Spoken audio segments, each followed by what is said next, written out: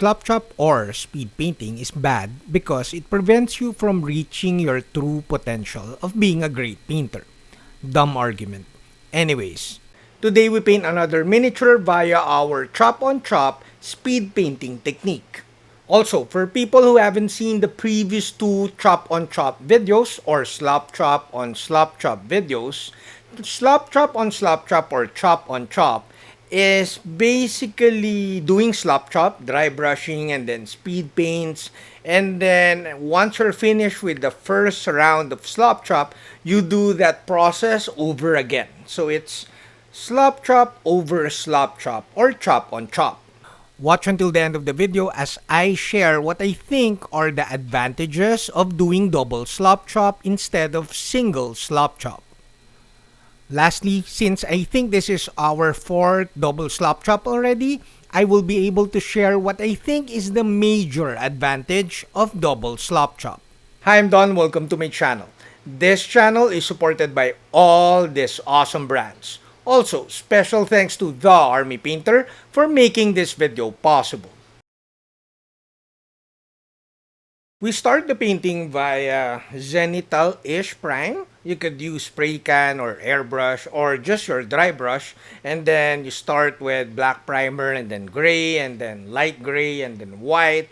Now here, the zenithal prime is finished off with dry brushing with matte white from Warpaint's Fanatic. I always recommend that you use synthetic brushes for speed paints and washes, but I am enjoying these Foxbite brushes, Kolinsky brushes too much. The initial idea here is to come up with a grim dark space marine. So if you've been watching my older videos, this is practically my old sepia or brown underpainting.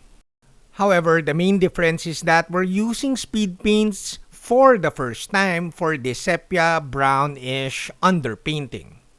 Like what I always say, work fast, use a bigger brush, and work wet on wet as much as you can so that you prevent coffee stains. I applied hardened leather with just a single coat because I find it too saturated already, but I want deeper crevices, so now we're using bony matter. Bony matter has weak midtones and we thinned it down a little bit with speed paint medium so it will have weaker midtones. However, it will give us darker crevices and more contrast. I applied bony matter all over the model, especially on the shade areas. Now let bony matter settle for around 10 minutes before using the hair dryer to speed up the drying time. I did not apply matte varnish here, but I let this cure for an hour. Now once you're happy with your first round of slap chop, we then do another round of slap chop. But make sure that the speed paints are dry already, at least maybe around 30 minutes before you dry brush white primer or white paint over the speed paint. Now we do our second round of dry brushing. Apply multiple passes of dry brushing with white paint. However, apply more on the top areas to give a sense of lighting to your miniature. Dry brush paint dries pretty fast, so you could do multiple passes in like quick succession. Do not worry if you overdo this step, because no matter how much you apply, no matter how much white paint you dry brush on the model, once you apply your second round of speed paints, your previous slap chop will show through. Our second round of slap chop here is our actual colors. As you can see, I'm painting peachy flesh on the flesh tones and some other colors for the other parts of the model. So in hindsight, you could actually do a triple slap chop with the painting of the Space Marine, since our first round of slap chop was just our brown underpainting. Oh, it's important to note that as I paint the smaller areas, as you can see, I'm using a smaller brush. Other than using a smaller brush, key to painting smaller elements or smaller areas with the speed paints is the loading of your brush. If you apply too much speed paint, feel free to wick it with your brush so that you prevent or you eliminate too much pooling. Now we're painting with palette bone. This color is a little bit too weak. The midtones are weak, so you may want to apply this in a couple of passes.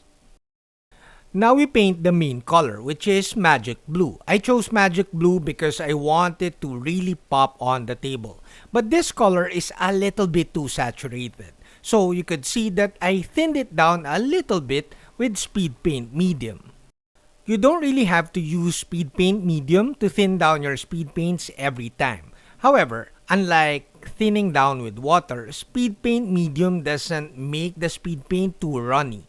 It gives it the same consistency, same viscosity, but with less saturation and more transparency.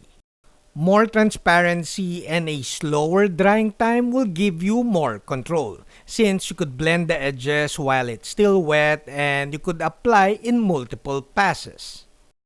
Now you could see in the video, since we use a complementary-ish color, which is the red-brown or orange-brown underpainting, and then we're painting blue, which is complementary-ish to that color, we're getting a very dark shade color as we layer the transparent blue on top.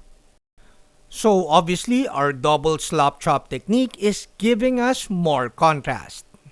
Normally, when I thin down speed paints with speed paint medium, I'll apply the color in a couple of passes. But with this one, I'm happy with the saturation already. Now, if you're curious if you could use Speed Paint 1.0 over the second round of Slop Chop, you could. And I actually highly recommend it because you could blend those colors easily and you could blend the edges and you will not produce coffee stains. Now you could see in the video, unlike the blue, magic blue over the previous slop chop, this gray color is not covering the previous slop chop as much. So you're getting a very nice rusted effect on the gray areas. At this point, you could actually shift to regular acrylics if you find it easier to paint small details with Warpaint's Fanatic. Now, if you commit errors and paint like reds on the other parts of the miniature, do not go back to doing slop chop. Just correct those with regular acrylics. Now, you could paint the gold trims with a regular like Warpaint's Fanatic, but for some odd reason, the Speed Paint's Metallics has very good coverage. But make sure you load the brush properly so that you don't paint all over the miniature. Needless to say, especially if the metallic part is bigger, using Speed Paint's Metallics is so much easier than using regular acrylics. However, if you're not used to loading your brush with Speed Paint, especially Speed Paint Metallics, you could always use regular acrylics. Now we use burnish red for the painting of the base. I thinned this down roughly around 2 parts burnish red and 1 part Speed Paint medium. Like I always say, 3 parts speed paint and 1 part speed paint medium is a very good starting point. However, you could go as far as 1:1 and you will get good control and good results, especially depending on the color. Now we are finished with our double slop chop or chop on chop, and I think after painting the trims black, this is tabletop ready. Now, shameless plug ahead, this video tutorial or this video is not part of our Kickstarter. This is basically just the promo video for our Kickstarter. Now, the highest tier will be the painting tutorials of the 300mm Cthulhu model with the base, with the action base or diorama. So that will be a different video tutorial, but that will be part of the highest tier. We'll be using an airbrush and maybe a little bit of oils with the painting of the big model.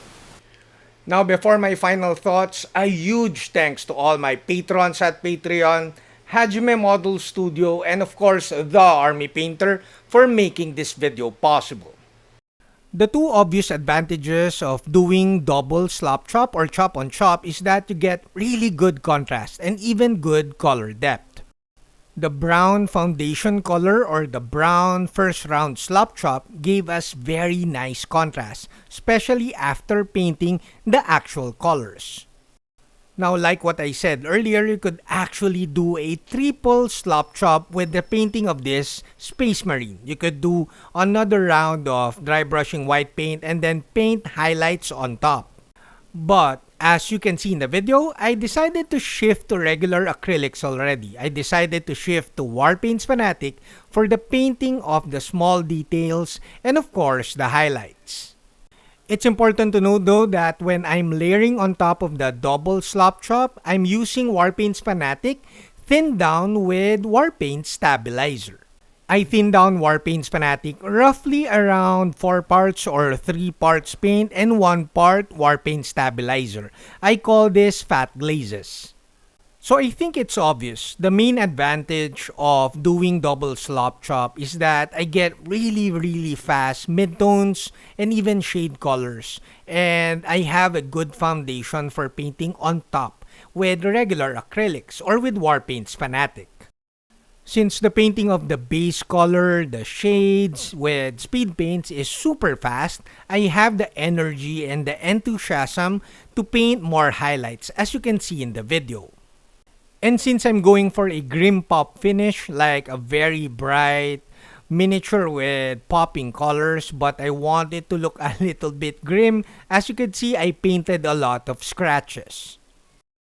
Now the double slop chop, I think I spent less than 2 hours, maybe just 1 hour, but less than 2 hours including the drying time. And that was super fast, and then I had so much time improving and refining the painting.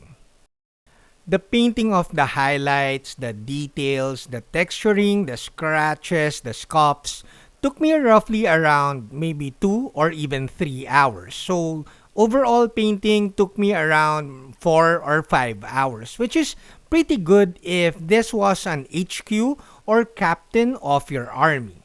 So like I always say, our double slop chop is a very good starting point, and you could like leave the grunts and the troops with just double slop chop and continue to refine the painting of the HQs. That's it, Pansit. I hope you like this video. Do like, comment, subscribe, and all that stuff. Until next video, guys. Bye!